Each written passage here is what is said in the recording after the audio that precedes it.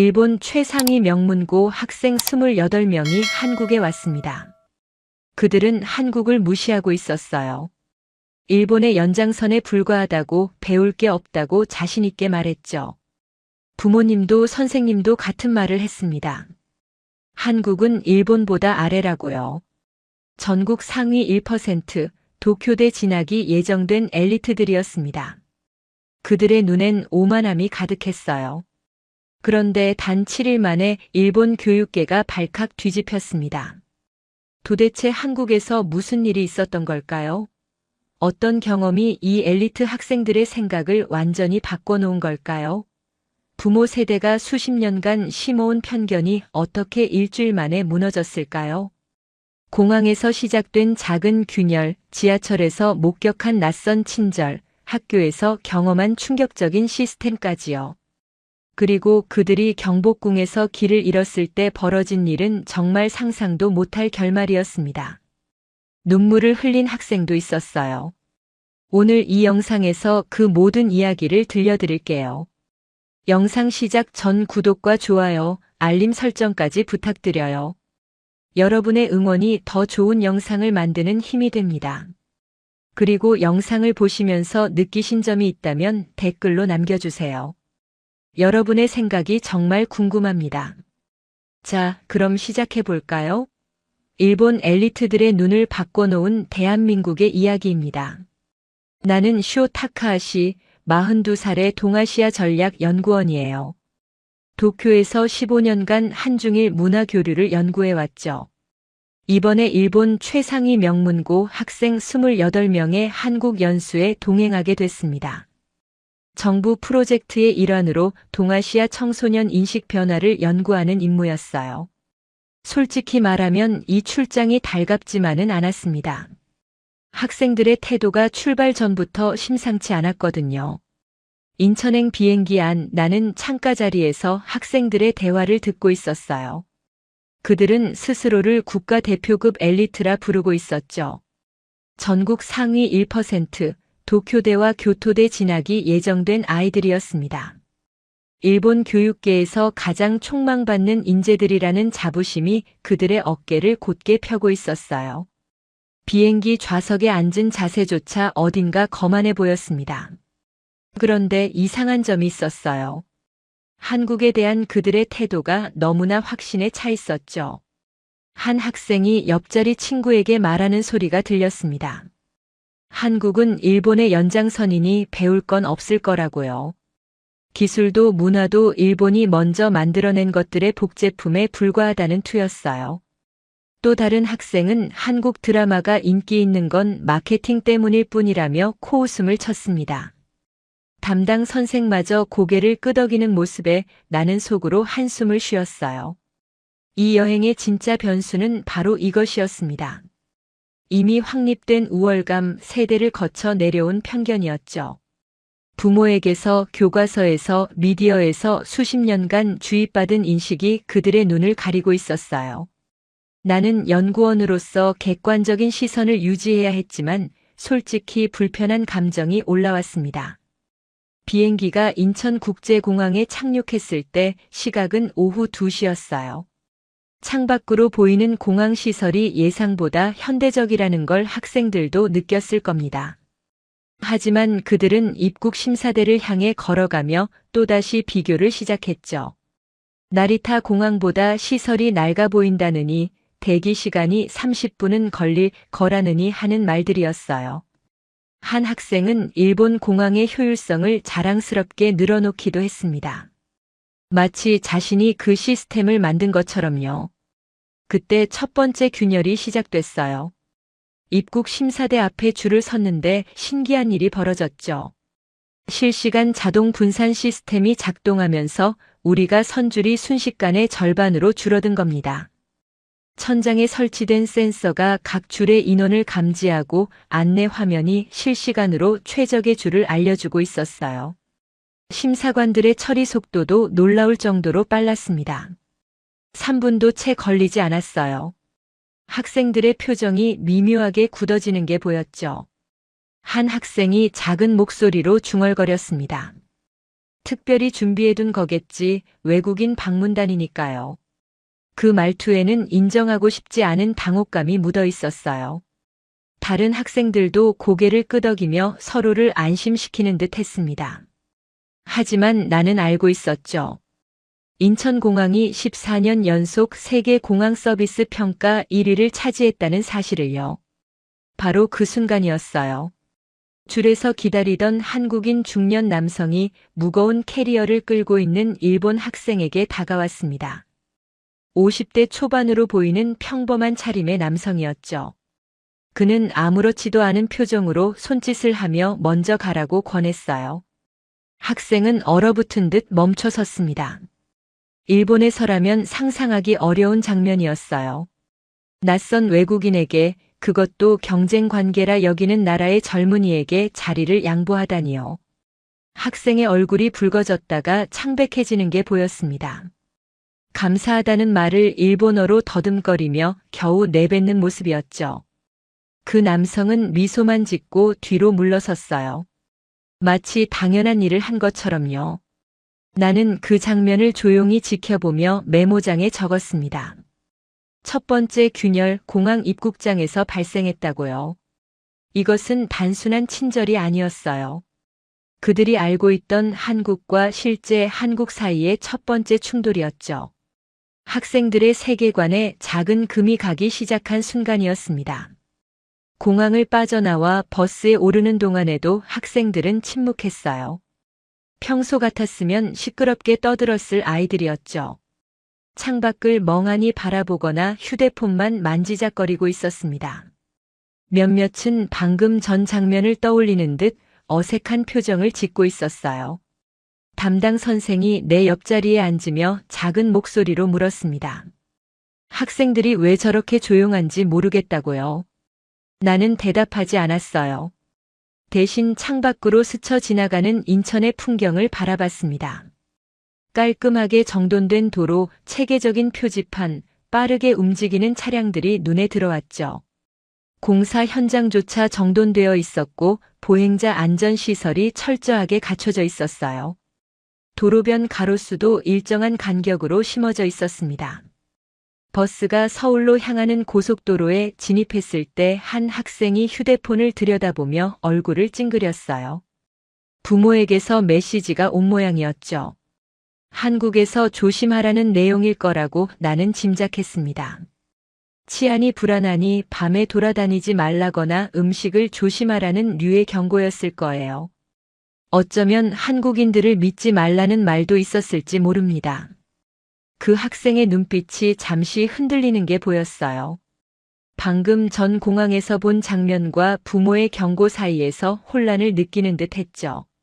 자신이 직접 경험한 것과 어릴 때부터 들어온 이야기가 충돌하고 있었습니다. 그 내면의 갈등이 표정에 그대로 드러났어요. 나는 속으로 중얼거렸습니다. 오늘 첫 장면부터 이 정도라면 앞으로 무엇이 더 무너질까요? 이 아이들이 알고 있다고 믿는 세계는 과연 얼마나 버틸 수 있을까요? 10년, 20년간 쌓아온 편견이 며칠 만에 흔들릴 수 있을까요? 아니면 더 단단하게 방어벽을 쌓을까요? 버스 창밖으로 서울의 스카이라인이 점점 가까워지고 있었어요. 한강 위로 노을이 번지는 풍경이 펼쳐졌죠. 고층 빌딩들이 황금빛으로 물들어가는 모습이 장관이었습니다. 학생들 중 몇 명이 무의식적으로 휴대폰을 들어 사진을 찍기 시작했어요. 아름답다는 탄성이 여기저기서 새어나왔습니다. 그 순간만큼은 편견도 우월감도 잊은 듯 했죠. 그 순간 나는 확신했어요. 이 여행은 단순한 연수가 아니라 하나의 실험이 될 거라고요. 세대를 거쳐 내려온 편견과 눈앞의 현실이 충돌할 때 이 아이들은 어떤 선택을 하게 될까요? 부모의 말을 믿을까요? 아니면 자신의 눈을 믿을까요? 익숙한 거짓과 불편한 진실 사이에서 무엇을 택할까요? 균열은 이미 시작됐습니다. 그리고 이것은 시작에 불과했어요. 앞으로 7일간 이 아이들은 자신이 믿어온 세계가 무너지는 경험을 하게 될 겁니다. 나는 그 과정을 기록하기 위해 여기 있었죠. 연구원으로서 그리고 한 명의 관찰자로서요. 해시태그 2장 낯선 친절의 패턴. 둘째 날 아침 8시 우리는 서울 지하철 체험 일정을 시작했어요. 학생들은 여전히 비교의 시선을 거두지 않았죠. 숙소에서 나오자마자 한 학생이 도쿄 메트로가 세계 최고라고 자신있게 말했습니다.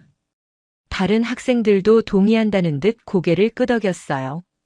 일본 지하철의 정시성과 청결함은 세계적으로 유명하니까요.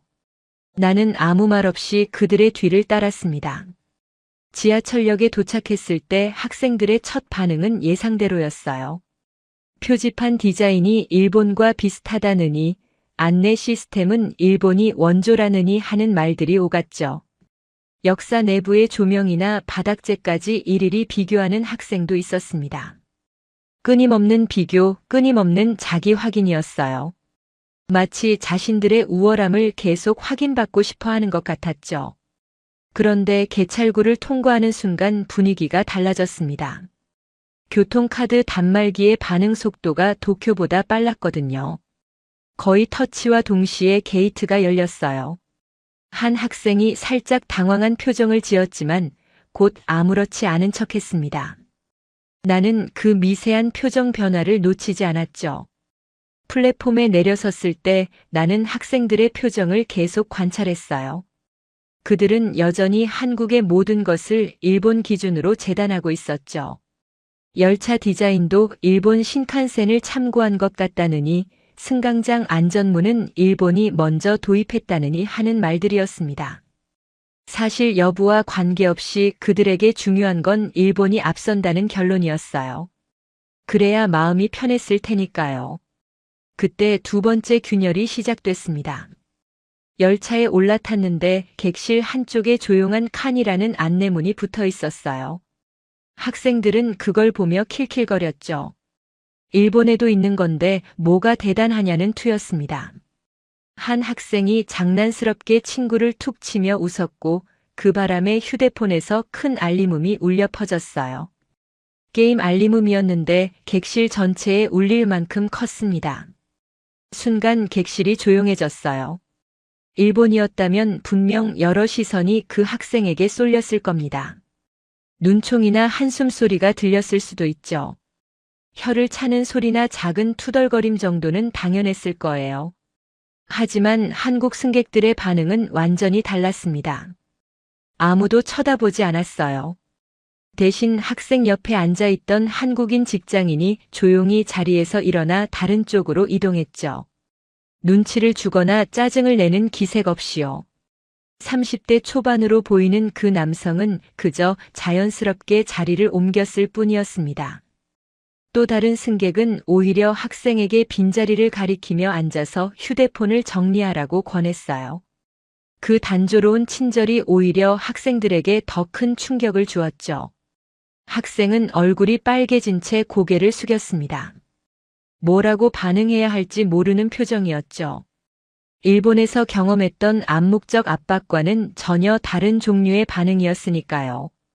배려라는 단어가 이렇게 자연스러울 수 있다는 걸 처음 본 듯한 얼굴이었어요. 나는 메모장에 적었습니다. 한국의 친절은 이벤트가 아니라 패턴이라고요. 아직은 가설이었지만 이 가설은 앞으로 계속 검증될 예정이었죠. 오전 11시 우리는 서울의 한 고등학교에 도착했어요. 학교 급식 체험이 예정되어 있었죠.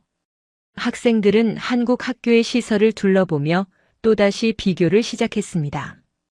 건물이 오래되어 보인다느니, 운동장이 좁다느니 하는 말들이었어요.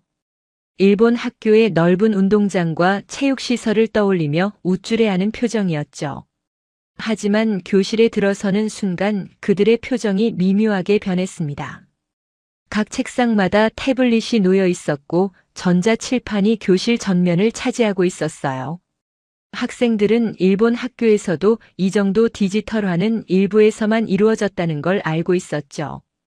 하지만 아무도 그 사실을 입 밖에 내지 않았습니다. 침묵이 그들의 당혹감을 대신 말해주고 있었어요. 점심시간이 되자 우리는 급식실로 이동했어요. 한국 학생들이 질서정연하게 줄을 서는 모습이 인상적이었죠.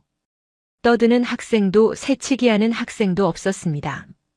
선생님이 감시하지 않아도 스스로 질서를 지키고 있었어요.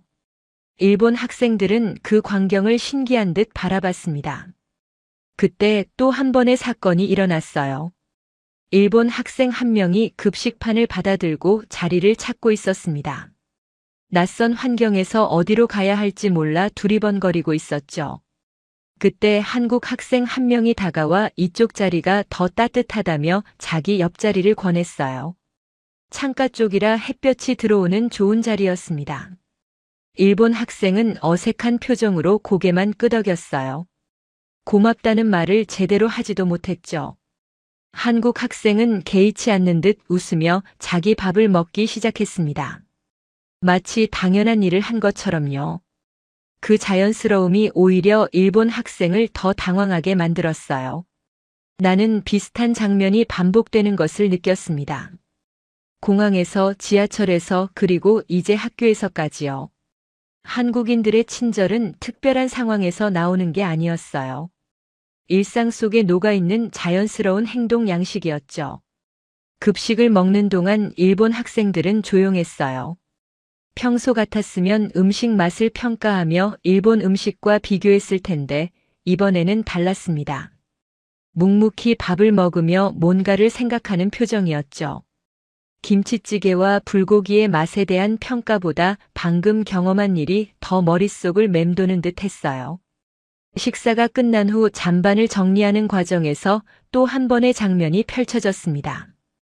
일본 학생 한 명이 실수로 국물을 흘렸는데 주변 한국 학생들 서너 명이 동시에 휴지를 들고 달려왔어요.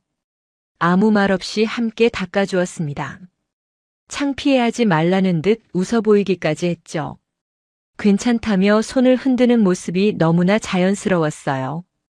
그 자연스러운 협력은 일본 학생들의 사고방식에 경의와 혼란을 동시에 던졌습니다. 일본에서도 친절한 사람은 많아요. 하지만 이렇게 즉각적이고 자연스러운 반응은 드물었죠. 대부분은 남의 일에 개입하지 않는 게 예의라고 배웠으니까요.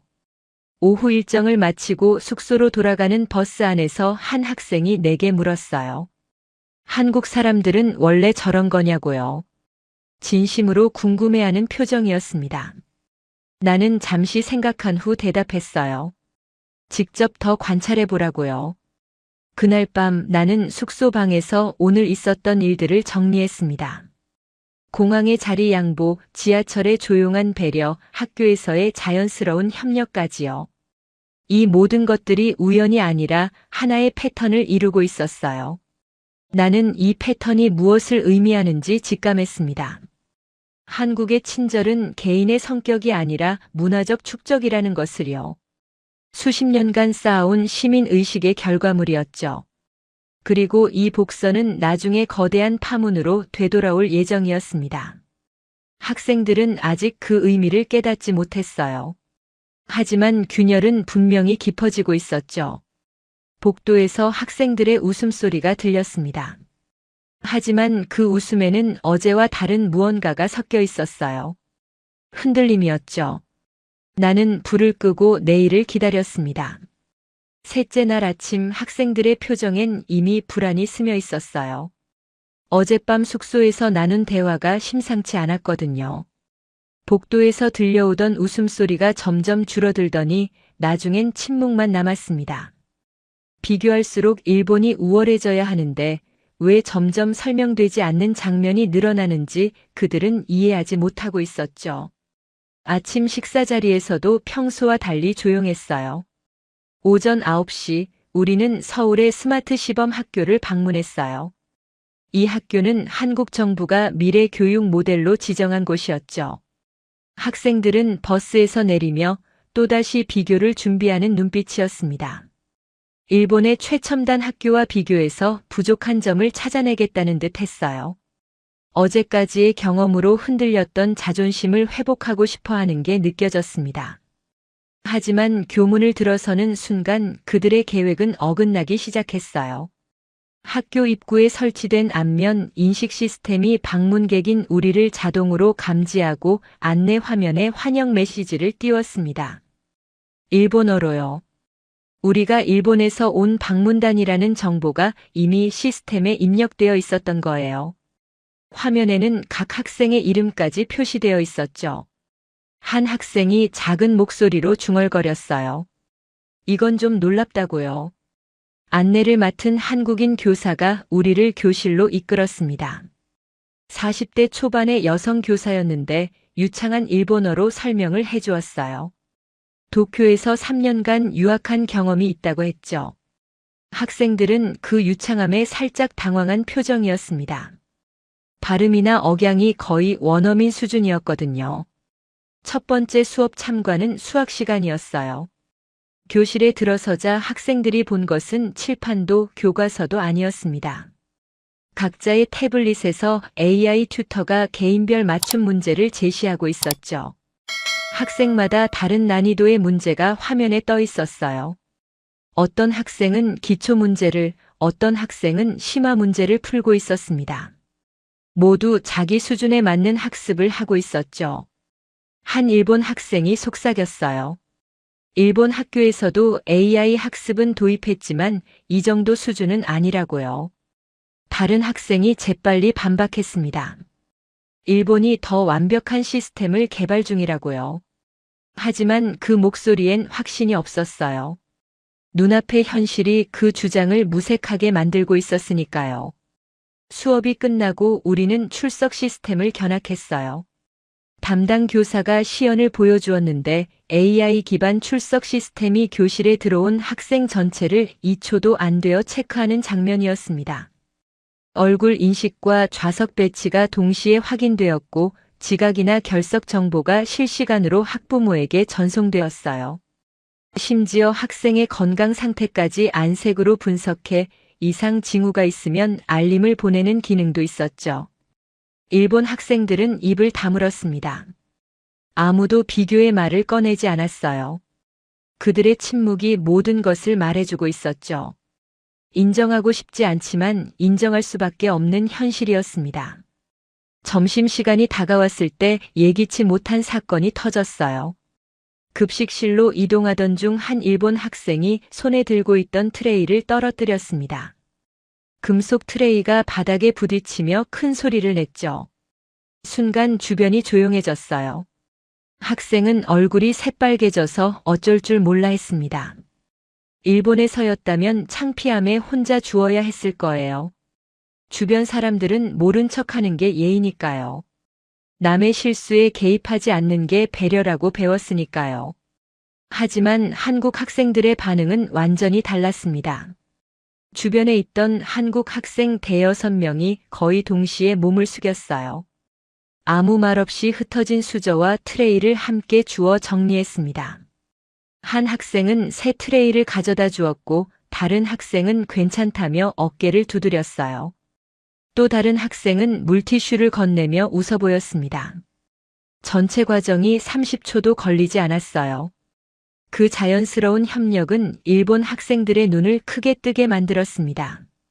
경의와 혼란이 동시에 그들의 표정에 떠올랐어요. 이건 연출이 아니었습니다. 카메라가 있는 것도 선생님이 지시한 것도 아니었죠. 그냥 몸에 밴 행동이었어요. 트레이를 떨어뜨린 학생은 한참 동안 제자리에 서 있었습니다. 고맙다는 말조차 제대로 하지 못했어요.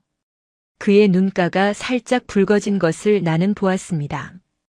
그 순간 그가 느꼈을 감정이 무엇인지 나는 짐작할 수 있었어요. 오후에는 과학실 견학이 이어졌습니다. 한국 학생들이 진행하는 프로젝트 발표를 참관하는 시간이었죠. 17살짜리 학생들이 환경오염 데이터를 분석해 지역정책 제안서를 만들고 있었어요. 실제 지방자치단체에 제출할 예정이라고 했습니다. 발표는 영어로 진행되었고 질의응답도 영어로 이루어졌어요. 일본 학생들 중 몇 명이 질문을 시도했지만 영어가 매끄럽지 않아 중간에 포기했습니다. 반면 한국 학생들은 자신감 있게 대답했어요. 유학 경험이 없는 학생들이었는데도요. 그들의 영어 실력은 일본 학생들의 예상을 훨씬 뛰어넘었습니다. 담당 선생이 내 옆에서 작은 목소리로 말했어요. 학생들이 많이 위축된 것 같다고요. 나는 고개를 끄덕였습니다. 위축이 아니라 재정비라고 생각한다고 대답했죠. 그들의 기준이 무너지고 있었어요. 저녁이 되어 숙소로 돌아가는 버스 안에서 학생들은 처음으로 길게 말을 잃었습니다. 평소 같았으면 오늘 본 것들을 평가하고 비교하며 떠들었을 텐데 이번엔 달랐어요. 창밖만 바라보거나 휴대폰을 만지작거리고 있었죠. 하지만 휴대폰 화면을 들여다보는 것도 아니었습니다. 그냥 손에 들고 있을 뿐이었어요. 한 학생이 옆자리 친구에게 작은 목소리로 말했습니다. 생각했던 것과 다르다고요. 친구는 대답하지 않았어요. 그 침묵이 동이었습니다. 숙소에 도착한 후 나는 로비에서 담당 선생과 마주쳤어요.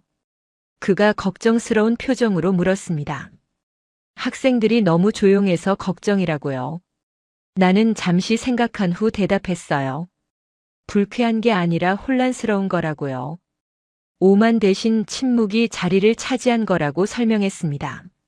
선생은 이해한다는 듯 고개를 끄덕였어요. 하지만 그의 표정에도 비슷한 혼란이 묻어 있었습니다. 그 역시 같은 경험을 하고 있었던 거죠. 수십 년간 믿어온 것들이 며칠 만에 흔들리는 경험은 학생들만의 것이 아니었어요. 그날 밤 나는 방에서 창밖을 바라보며 생각했습니다. 세계관이 무너질 때 사람은 이렇게 조용해지는구나.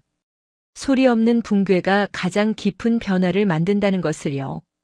큰 충격보다 작은 균열들이 쌓여 만드는 변화가 더 근본적이라는 걸 나는 알고 있었어요. 복도에서 발소리가 들렸습니다. 학생 몇 명이 자판기 앞에 모여 있는 것 같았어요. 작은 웃음소리가 들렸지만 그 웃음에는 예전의 자신감이 없었습니다. 무언가 달라지고 있었어요. 천천히 하지만 확실하게요. 내일은 또 어떤 장면이 그들을 기다리고 있을까요? 나는 불을 끄고 잠자리에 들었습니다. 넷째 날 아침 학생들의 표정이 서서히 변하고 있었어요. 어제까지의 침묵이 오늘은 불안으로 바뀌어 있었죠. 아침 식사 자리에서 몇몇 학생들이 휴대폰을 들여다보며 얼굴을 찡그리는 게 보였습니다. 무슨 일인지 직감적으로 알 수 있었어요. 예상했던 압력이 나타난 거였죠. 바로 부모 세대의 목소리였습니다. 거의 동시에 여러 학생의 휴대폰 알림이 울렸어요. 나는 가까이 앉아있던 학생의 화면을 슬쩍 볼 수 있었습니다. 부모에게서 온 메시지였죠. 내용은 대략 비슷했어요. 한국은 아직 일본보다 아래라는 것, 문화와 품격을 잃지 말라는 것, 한국의 치안은 입소문일 뿐이니 조심하라는 것 등이었습니다. 한국 음식을 너무 많이 먹지 말라는 황당한 조언도 있었어요. 한 학생은 어머니에게서 장문의 메시지를 받았어요. 한국인들에게 너무 친절하게 굴지 말라는 내용이었죠. 경쟁국의 국민에게 약한 모습을 보이면 안 된다는 당부도 있었습니다.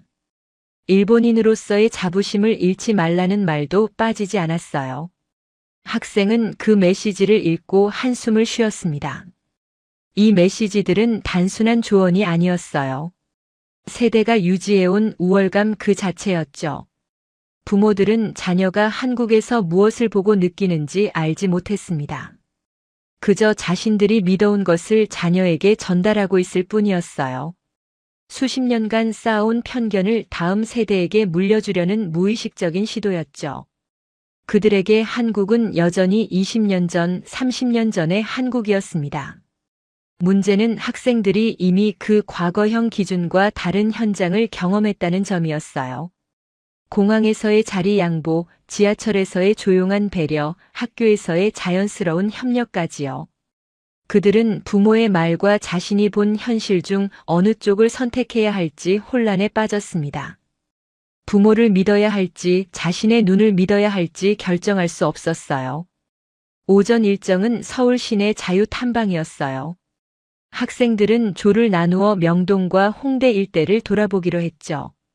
나는 한 조와 함께 명동으로 향했습니다. 지하철을 타고 이동하는 동안에도 학생들은 조용했어요. 부모의 메시지가 마음에 걸리는 듯 했죠. 거리를 걷는 동안 학생들의 태도가 달라진 게 느껴졌어요. 예전 같았으면 일본 시부야나 하라주쿠와 비교하며 폄하했을 텐데 이번엔 조용히 주변을 관찰하고 있었습니다. 화장품 가게의 서비스, 길거리 음식의 위생 상태, 행인들의 패션 감각까지요. 비교는 하되 결론을 쉽게 내리지 않는 모습이었죠. 신중해진 거예요. 한 학생이 화장품 가게에서 테스터를 사용하다가 실수로 립스틱을 바닥에 떨어뜨렸어요. 당황해서 얼른 주우려는데 직원이 먼저 다가왔습니다. 20대 초반으로 보이는 젊은 여성이었죠. 괜찮다며 웃어 보이고 새 테스터를 가져다 주었어요. 사과할 필요 없다고 천천히 구경하라고 했습니다. 학생은 멍한 표정으로 고개를 끄덕였어요. 점심을 먹으러 식당에 들어갔을 때도 비슷한 일이 있었습니다. 일본어 메뉴판이 없어서 학생들이 당황했는데 옆 테이블의 한국인 대학생이 영어로 메뉴를 설명해 주었어요. 심지어 맛있는 조합까지 추천해 주었죠.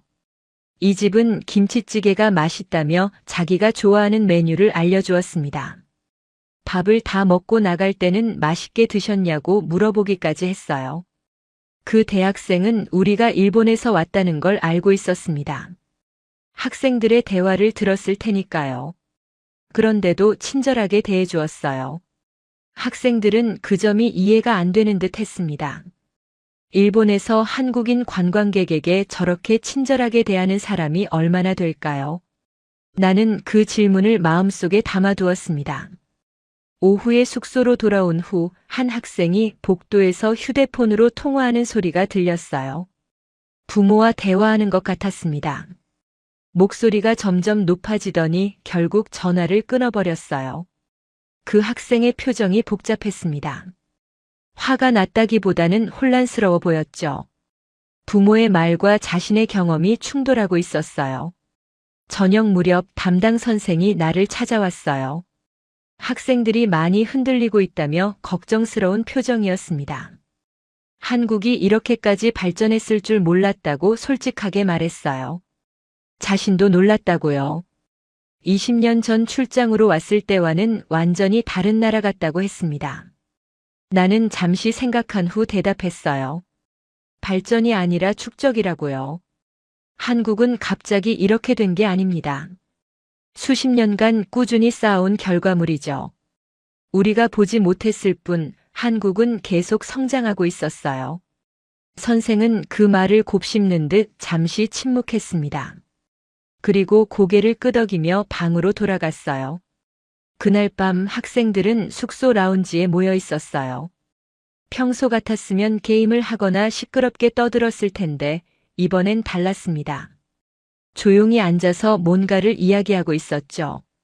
나는 멀리서 그들을 지켜봤어요. 한 학생이 말했습니다. 부모님이 말한 나라가 아닌 것 같다고요. 다른 학생이 동의했어요. 자기도 그렇게 느꼈다고요. 또 다른 학생은 어떻게 해야 할지 모르겠다고 했습니다. 부모님 말씀과 자기 눈으로 본 것이 너무 달라서요. 누구 말을 믿어야 하는지 모르겠다고요. 그 대화는 단순한 의견 교환이 아니었어요. 세대를 잇는 세계관에 대한 첫 의문이었습니다. 부모에게서 물려받은 편견과 자신이 직접 경험한 현실 사이의 충돌이었죠. 나는 그들을 보며 생각했어요. 내부 충돌의 불씨가 완전히 깨어났구나. 부모 세대의 논리가 아이들의 경험과 정면 충돌하기 시작한 거예요. 이 충돌이 어떤 결과를 낳을지는 아직 알 수 없었습니다. 하지만 변화의 씨앗이 뿌려진 건 분명했죠. 창밖으로 서울의 야경이 보였어요. 반짝이는 불빛들이 마치 별처럼 빛나고 있었습니다. 학생들도 그 풍경을 바라보고 있었어요. 그들의 눈에 서울은 어떻게 보일까요? 부모가 말한 열등한 나라일까요? 아니면 자신의 눈으로 본 놀라운 나라일까요? 라운지의 대화는 밤늦게까지 계속되었습니다. 학생들은 각자의 경험을 나누기 시작했어요.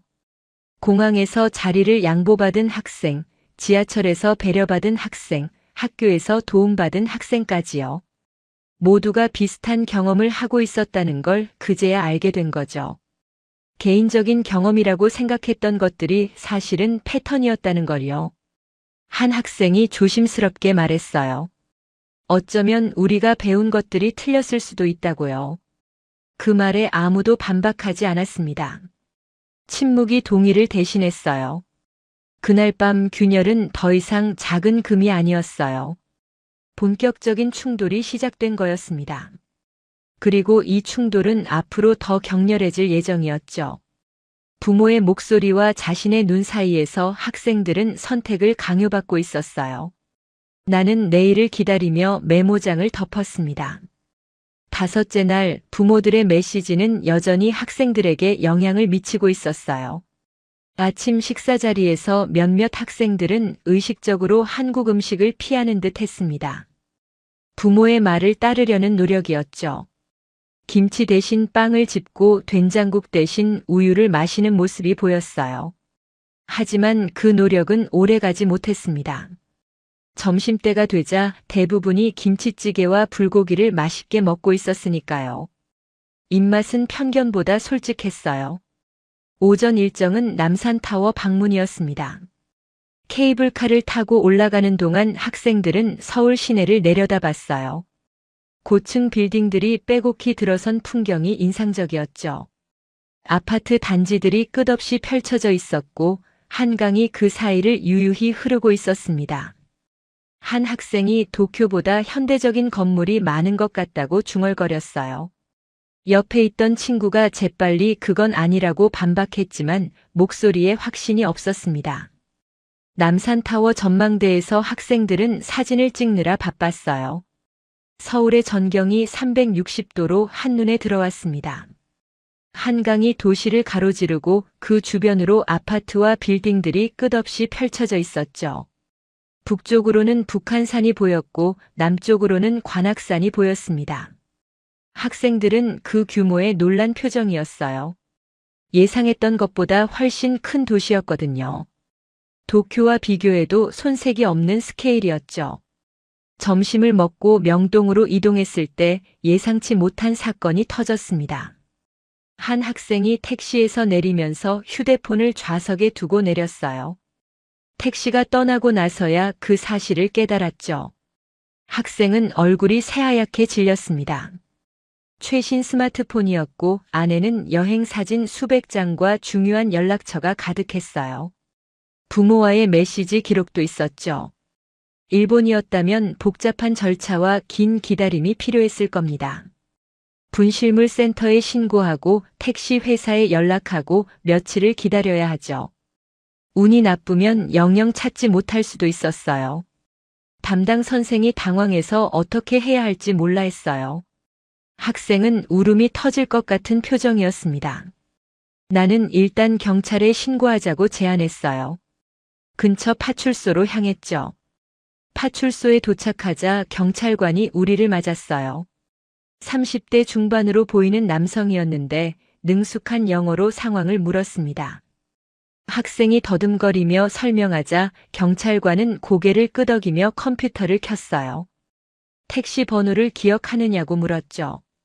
학생은 기억나지 않는다고 했습니다. 당황해서 아무것도 보지 못했다고요. 경찰관은 걱정하지 말라며 CCTV를 확인하겠다고 했어요. 그리고 택시 회사 통합 콜센터에 전화를 걸었죠. 콜센터 직원과 잠시 대화한 후 경찰관이 미소를 지었어요. 놀라운 일이 벌어졌습니다. 불과 5분 만에 해당 택시가 특정되었어요. 명동 일대의 CCTV와 택시 GPS 기록을 대조한 결과였죠.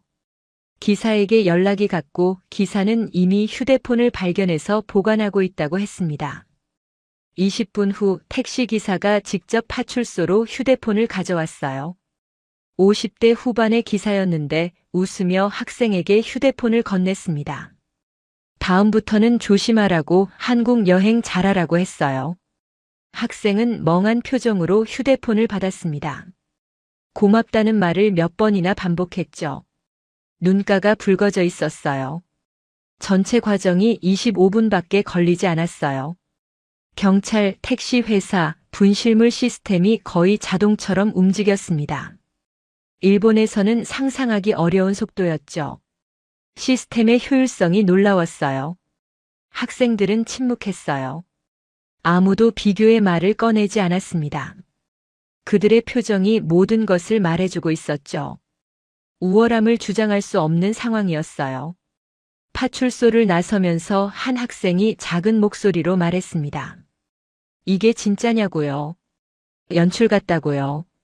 하지만 그 말에는 의심보다 경탄이 담겨 있었어요. 연출이 아니라는 걸 그 학생도 알고 있었으니까요. 경찰관의 친절함, 택시기사의 정직함, 시스템의 효율성까지요. 모든 게 진짜였습니다. 저녁이 되어 숙소로 돌아온 후 학생들의 분위기가 확연히 달라졌습니다. 그동안 유지하던 마지막 자존심, 부모의 말을 따르려던 노력이 거의 무너진 것 같았어요. 휴대폰 분실 사건은 그들에게 결정적인 경험이었죠. 부정할 수 없는 증거였어요. 저녁 식사 자리에서 한 학생이 말했어요. 한국이 이렇게 체계적일 줄 몰랐다고요. 다른 학생이 동의했습니다. 자기도 놀랐다고요. 또 다른 학생은 부모님한테 뭐라고 말해야 할지 모르겠다고 했어요. 자기가 본 것과 부모님이 말한 것이 너무 다르니까요. 그때 휴대폰을 찾은 학생이 조용히 말했습니다. 부모님이 말한 나라가 아닌데 라고요. 그 한마디에 테이블이 조용해졌어요. 모두가 같은 생각을 하고 있었던 거죠. 이 말은 단순한 의견이 아니었습니다. 세대를 잇는 세계관 균열의 첫 고백이었어요. 담당 선생도 그 대화를 듣고 있었어요. 그의 표정도 복잡했습니다. 학생들만 변하고 있는 게 아니었죠. 선생 역시 자신의 인식을 재점검하고 있었어요. 그날 밤 나는 숙소 옥상에 올라가 서울의 야경을 바라봤습니다. 불빛들이 반짝이고 있었어요. 이 도시가 학생들에게 가르쳐 준 것은 단순한 발전이 아니었습니다. 체계, 배려, 효율, 그리고 시민의식이었죠. 수십 년간 쌓아온 것들이요. 부모 세대의 논리는 마치 얇은 유리처럼 균열음을 내기 시작했어요. 그 소리가 점점 커지고 있었습니다. 조용하지만 확실하게요. 학생들의 마음속에서 무언가가 변하고 있었어요. 복도에서 학생들의 대화 소리가 들렸습니다. 오늘 있었던 일에 대해 이야기하고 있었죠. 한 학생이 말했어요. 일본에서 외국인이 휴대폰을 잃어버리면 저렇게 빨리 찾을 수 있을까요? 아무도 대답하지 않았습니다. 답을 알고 있었기 때문이죠. 이 순간 전화는 이미 시작되고 있었어요. 학생들은 더 이상 예전의 그들이 아니었습니다.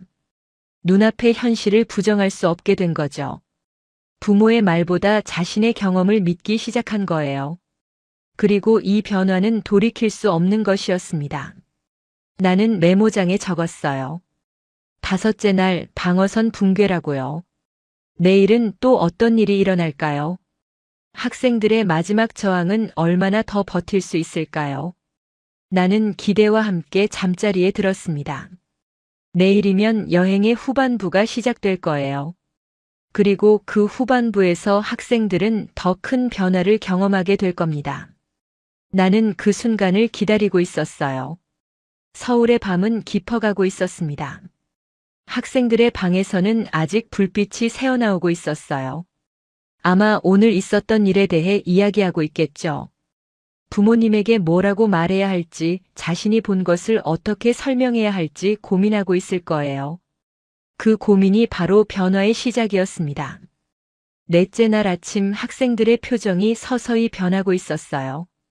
어제까지의 침묵이 오늘은 불안으로 바뀌어 있었죠. 아침 식사 자리에서 몇몇 학생들이 휴대폰을 들여다보며 얼굴을 찡그리는 게 보였습니다. 무슨 일인지 직감적으로 알 수 있었어요. 예상했던 압력이 나타난 거였죠. 바로 부모 세대의 목소리였습니다. 거의 동시에 여러 학생의 휴대폰 알림이 울렸어요. 나는 가까이 앉아있던 학생의 화면을 슬쩍 볼 수 있었습니다. 부모에게서 온 메시지였죠. 내용은 대략 비슷했어요. 한국은 아직 일본보다 아래라는 것, 문화와 품격을 잃지 말라는 것, 한국의 치안은 입소문일 뿐이니 조심하라는 것 등이었습니다. 한국 음식을 너무 많이 먹지 말라는 황당한 조언도 있었어요.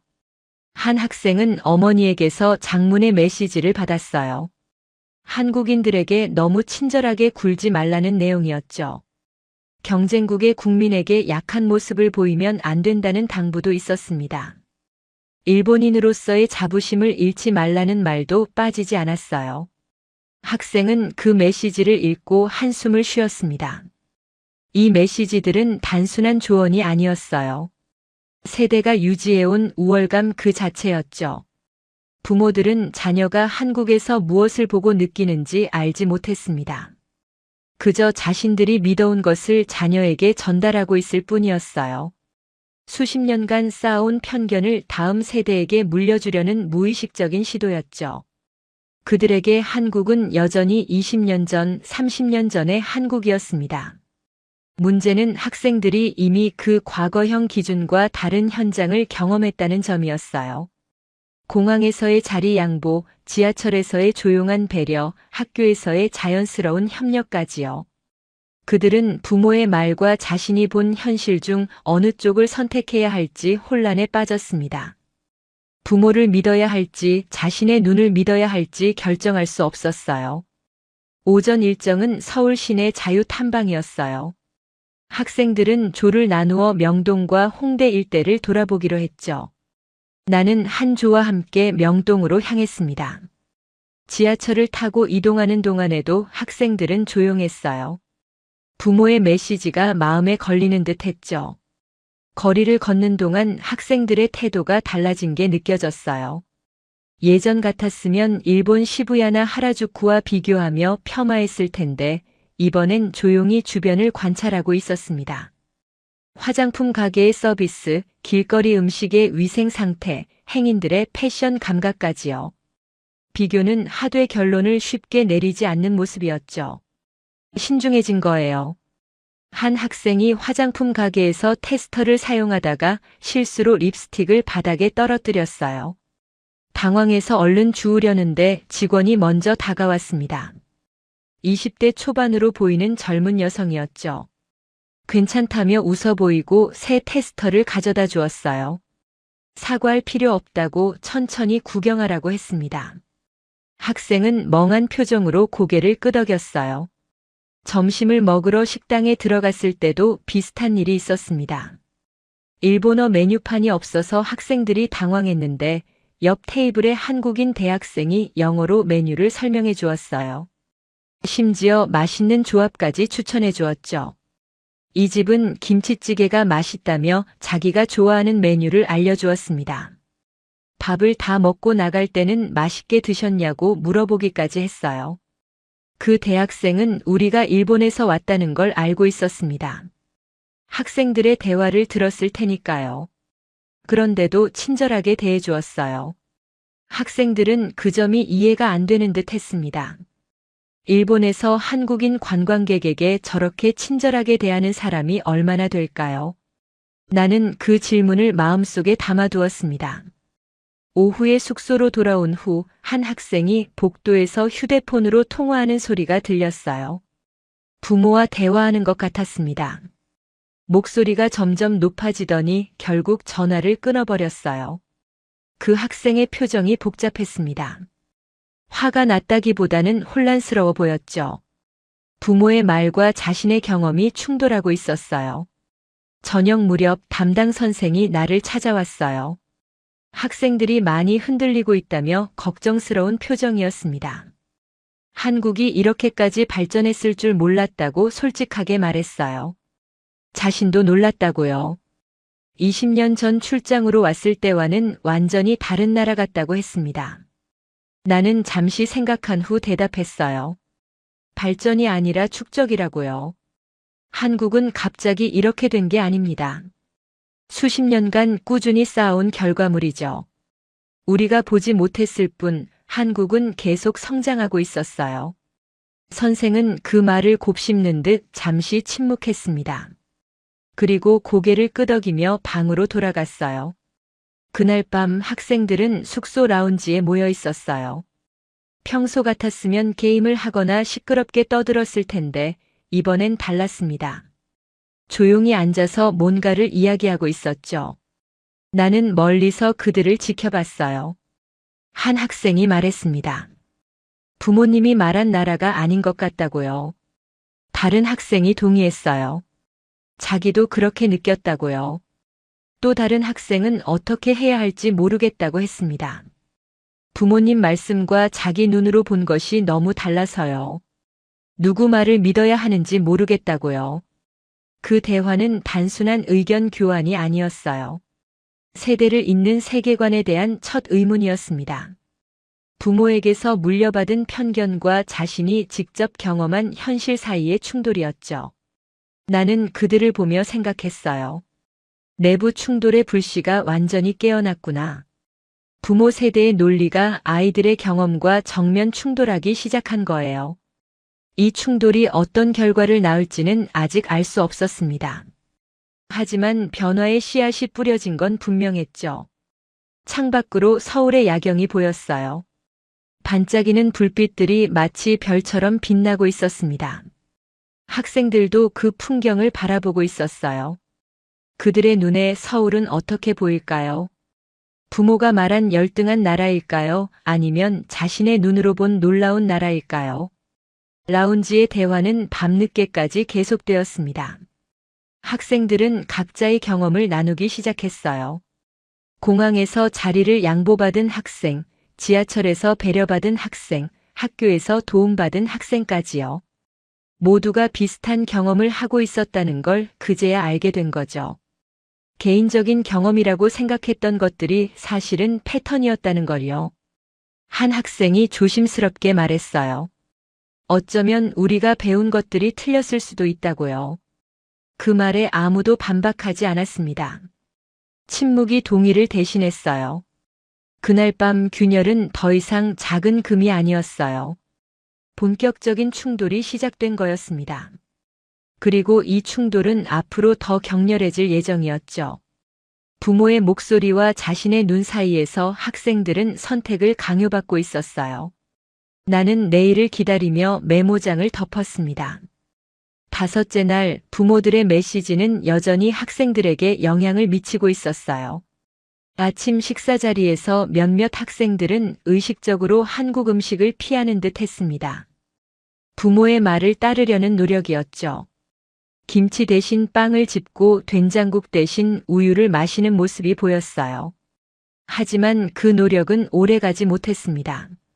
점심때가 되자 대부분이 김치찌개와 불고기를 맛있게 먹고 있었으니까요. 입맛은 편견보다 솔직했어요.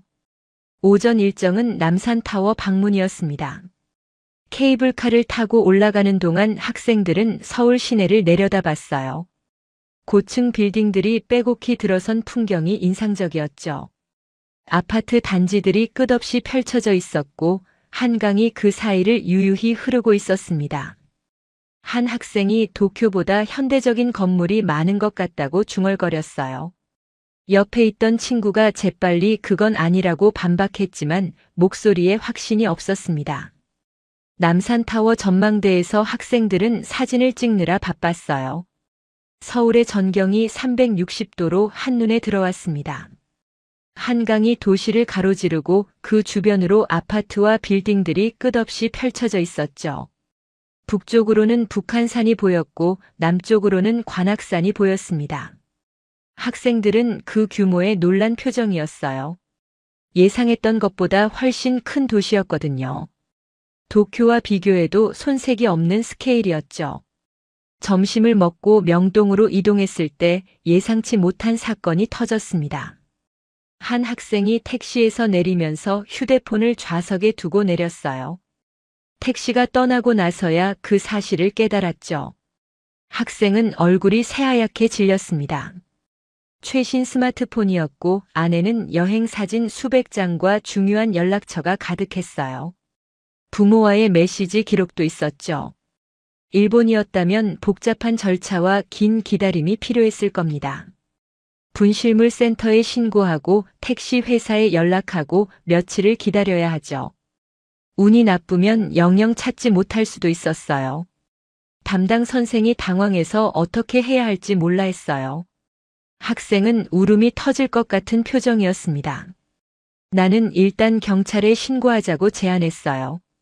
근처 파출소로 향했죠. 파출소에 도착하자 경찰관이 우리를 맞았어요. 30대 중반으로 보이는 남성이었는데 능숙한 영어로 상황을 물었습니다. 학생이 더듬거리며 설명하자 경찰관은 고개를 끄덕이며 컴퓨터를 켰어요.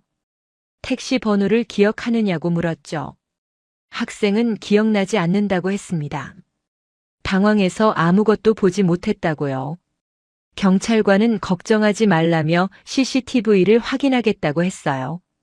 그리고 택시 회사 통합 콜센터에 전화를 걸었죠. 콜센터 직원과 잠시 대화한 후 경찰관이 미소를 지었어요. 놀라운 일이 벌어졌습니다. 불과 5분 만에 해당 택시가 특정되었어요. 명동 일대의 CCTV와 택시 GPS 기록을 대조한 결과였죠. 기사에게 연락이 갔고 기사는 이미 휴대폰을 발견해서 보관하고 있다고 했습니다.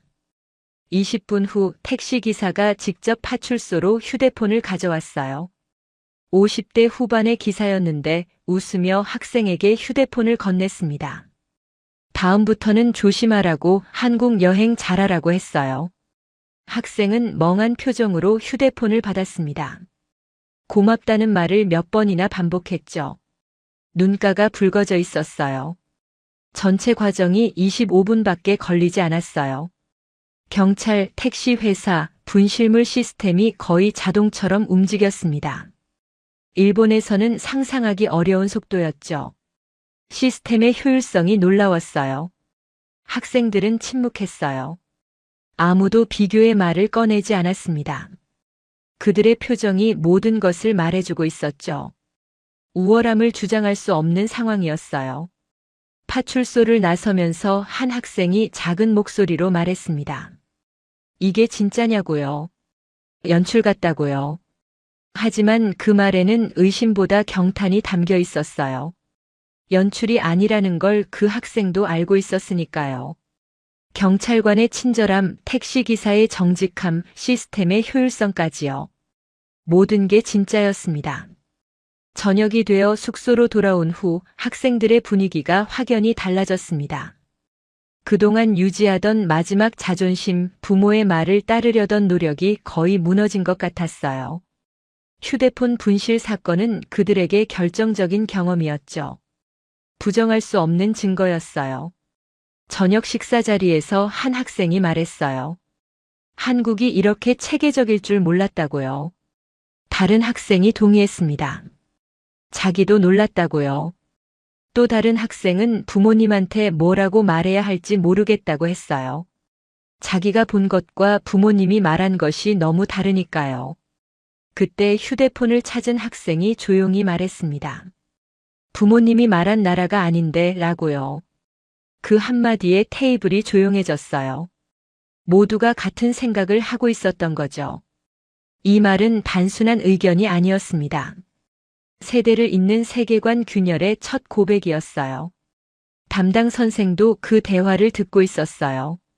그의 표정도 복잡했습니다. 학생들만 변하고 있는 게 아니었죠. 선생 역시 자신의 인식을 재점검하고 있었어요. 그날 밤 나는 숙소 옥상에 올라가 서울의 야경을 바라봤습니다. 불빛들이 반짝이고 있었어요. 이 도시가 학생들에게 가르쳐 준 것은 단순한 발전이 아니었습니다. 체계, 배려, 효율, 그리고 시민의식이었죠. 수십 년간 쌓아온 것들이요. 부모 세대의 논리는 마치 얇은 유리처럼 균열음을 내기 시작했어요. 그 소리가 점점 커지고 있었습니다. 조용하지만 확실하게요. 학생들의 마음속에서 무언가가 변하고 있었어요. 복도에서 학생들의 대화 소리가 들렸습니다. 오늘 있었던 일에 대해 이야기하고 있었죠. 한 학생이 말했어요. 일본에서 외국인이 휴대폰을 잃어버리면 저렇게 빨리 찾을 수 있을까요? 아무도 대답하지 않았습니다. 답을 알고 있었기 때문이죠. 이 순간 전화는 이미 시작되고 있었어요. 학생들은 더 이상 예전의 그들이 아니었습니다. 눈앞의 현실을 부정할 수 없게 된 거죠. 부모의 말보다 자신의 경험을 믿기 시작한 거예요. 그리고 이 변화는 돌이킬 수 없는 것이었습니다. 나는 메모장에 적었어요. 5째 날 방어선 붕괴라고요. 내일은 또 어떤 일이 일어날까요? 학생들의 마지막 저항은 얼마나 더 버틸 수 있을까요? 나는 기대와 함께 잠자리에 들었습니다. 내일이면 여행의 후반부가 시작될 거예요. 그리고 그 후반부에서 학생들은 더 큰 변화를 경험하게 될 겁니다. 나는 그 순간을 기다리고 있었어요. 서울의 밤은 깊어가고 있었습니다. 학생들의 방에서는 아직 불빛이 새어나오고 있었어요. 아마 오늘 있었던 일에 대해 이야기하고 있겠죠. 부모님에게 뭐라고 말해야 할지, 자신이 본 것을 어떻게 설명해야 할지 고민하고 있을 거예요. 그 고민이 바로 변화의 시작이었습니다. 8째 날 귀국 전날이었어요. 아침부터 숙소 분위기가 달랐습니다. 학생들이 짐을 싸면서도 뭔가 아쉬운 표정이었죠. 창밖으로 서울의 아침 풍경이 보였어요. 맑은 하늘 아래 고층 빌딩들이 햇빛을 받아 반짝이고 있었습니다. 이제 내일이면 이 도시를 떠나야 했어요. 오전에는 마지막 자유시간이 주어졌어요. 학생들은 각자 가고 싶은 곳으로 흩어졌습니다. 어떤 학생은 명동에서 마지막 쇼핑을 했고 어떤 학생은 카페에 앉아 서울의 거리를 바라봤어요. 어떤 학생은 한강공원을 산책했죠. 또 어떤 학생은 편의점에서 한국 과자를 잔뜩 사서 가방에 넣었습니다. 각자의 방식으로 한국과의 마지막 시간을 보내고 있었어요. 나는 한강공원으로 향한 학생들과 함께했어요. 넓은 강변을 따라 걸으며 학생들은 조용히 이야기를 나눴습니다. 한 학생이 말했어요. 일주일 전만 해도 이런 기분이 될 줄 몰랐다고요. 한국이 싫었는데 지금은 떠나기 싫다고요. 다른 학생들도 고개를 끄덕였습니다. 점심을 먹고 숙소로 돌아왔을 때 학생들은 조용히 모여 있었어요. 누군가 대단한 연설을 한 것도 아니었습니다. 그들은 그저 묵묵히 메모를 정리하고 있었죠. 7일간의 경험을 기록으로 남기는 중이었어요.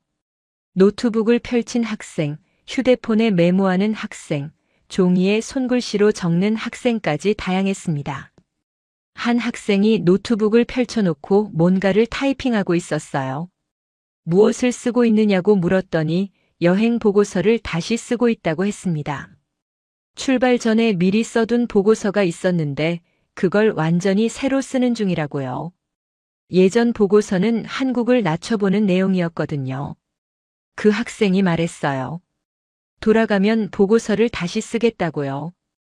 우리가 알고 있던 건 진실이 아니라고요. 교과서에서 배운 것, 부모님에게 들은 것, 미디어에서 본 것 모두 편향되어 있었다고요. 그 한마디는 단순한 의견이 아니었습니다. 결심이었어요. 다른 학생들도 고개를 끄덕였어요. 자기도 그렇게 생각한다고요. 부모님께 뭐라고 말씀드려야 할지 모르겠지만 솔직하게 말하겠다고요. 자기 눈으로 본 한국은 부모님이 말한 한국과 다르다고요. 처음엔 부모님이 화내실 수도 있겠지만 진실을 말하는 게 맞다고요. 담당 선생도 그 대화에 참여했어요. 자신도 많은 것을 배웠다고요. 교사로서 학생들에게 무엇을 가르쳐야 하는지 다시 생각하게 되었다고요. 편견이 아니라 사실을 가르쳐야 한다고요. 돌아가면 수업 방식을 바꿔보겠다고 했습니다. 나는 그 순간 이 여행의 의미가 단순한 견학이 아님을 확신했어요. 한 세대의 학생들이 경쟁국이라고 믿었던 한국을 새로운 기준으로 바라보기로 선택한 순간이었기 때문이죠. 이건 작은 변화가 아니었어요. 시작이었습니다. 저녁이 되어 마지막 회식 자리가 마련됐어요. 숙소 근처의 한 식당이었습니다. 삼겹살과 된장찌개, 각종 반찬이 테이블 가득 차려졌죠. 학생들은 이제 능숙하게 젓가락을 사용하고 김치를 맛있게 먹었어요. 상추에 고기를 싸서 먹는 법도 알았죠. 불과 일주일 전만 해도 상상할 수 없는 모습이었습니다. 식사 중에 학생들이 돌아가며 소감을 말했어요. 한 학생은 한국이 이렇게 발전한 줄 몰랐다고 했습니다. 다른 학생은 한국 사람들이 이렇게 친절한 줄 몰랐다고요. 또 다른 학생은 자기가 얼마나 편견에 사로잡혀 있었는지 깨달았다고 했어요. 부끄럽다고요. 가장 인상 깊었던 건 경복궁에서 길을 잃었던 학생의 말이었어요. 그 학생이 말했습니다. 한국에서 길을 잃어서 다행이었다고요. 그 경험이 없었으면 진짜 한국을 몰랐을 거라고요. 오히려 감사하다고요. 그 말에 모두가 웃었습니다. 담당 선생이 마지막으로 말했어요. 이번 여행이 학생들의 인생의 중요한 전환점이 되길 바란다고요. 편견 없이 세상을 바라보는 눈을 가졌으면 한다고요. 학생들은 진지하게 들었습니다. 식사가 끝나고 숙소로 돌아오는 길, 나는 학생들과 함께 걸었어요. 서울의 밤거리가 불빛으로 반짝이고 있었습니다. 학생들은 그 풍경을 눈에 담고 있었죠. 휴대폰으로 사진을 찍는 학생도 있었어요. 마지막으로 보는 서울이니까요. 돌아가는 비행기에서 나는 조용히 다짐했어요. 이 변화가 일본 안에서 묻히지 않도록 나는 이 기록을 남길 거라고요. 학생들이 경험한 것, 느낀 것, 깨달은 것을 정리해서 보고서로 만들 거예요. 그래서 더 많은 사람들이 진짜 한국을 알 수 있도록요. 비행기가 이륙하면서 서울의 모습이 점점 작아졌어요. 한강이 가늘어지고 빌딩들이 점처럼 작아지고 결국 구름에 가려졌습니다. 학생들은 창밖을 바라보고 있었어요. 그들의 눈에 아쉬움이 담겨 있었죠. 언젠가 다시 오겠다는 말을 하는 학생도 있었습니다. 대학에 가면 교환학생으로 오고 싶다는 학생도 있었어요. 비행기 안에서 학생들은 여전히 이야기를 나누고 있었습니다. 한국에서의 경험을 서로 공유하면서요. 누가 어디서 무엇을 경험했는지, 어떤 친절을 받았는지요. 이야기가 끊이지 않았어요. 한 학생이 내게 말했어요. 시오 선생님 감사합니다 라고요. 이번 여행이 인생을 바꿨다고요. 다른 학생들도 고개를 끄덕였습니다. 나는 그 말에 가슴이 뭉클해졌어요. 나는 메모장을 펼쳐 마지막 문장을 적었습니다. 8째 날 새로운 시작이라고요. 이 여행의 끝은 또 다른 시작이었어요. 학생들의 변화가 어떤 파문을 일으킬지 나는 기대하고 있었습니다. 창밖으로 구름이 흘러가고 있었어요. 그 구름 아래 어딘가에 한국이 있었죠. 학생들에게 진짜 모습을 보여준 나라, 편견을 깨트린 나라, 그리고 마음을 얻은 나라요. 이 학생들이 일본에 돌아가 무엇을 말할지 궁금했어요. 부모님에게, 친구들에게, 선생님들에게요. 그들의 이야기가 작은 파문을 일으키고 그 파문이 퍼져나가길 바랐습니다. 이제 이 이야기를 세상에 전할 차례였습니다. 나는 연구원으로서 그리고 한 명의 목격자로서 이 기록을 남깁니다. 비행기가 일본 상공에 진입하자 학생들의 표정이 복잡해졌어요. 돌아가면 현실이 기다리고 있었죠.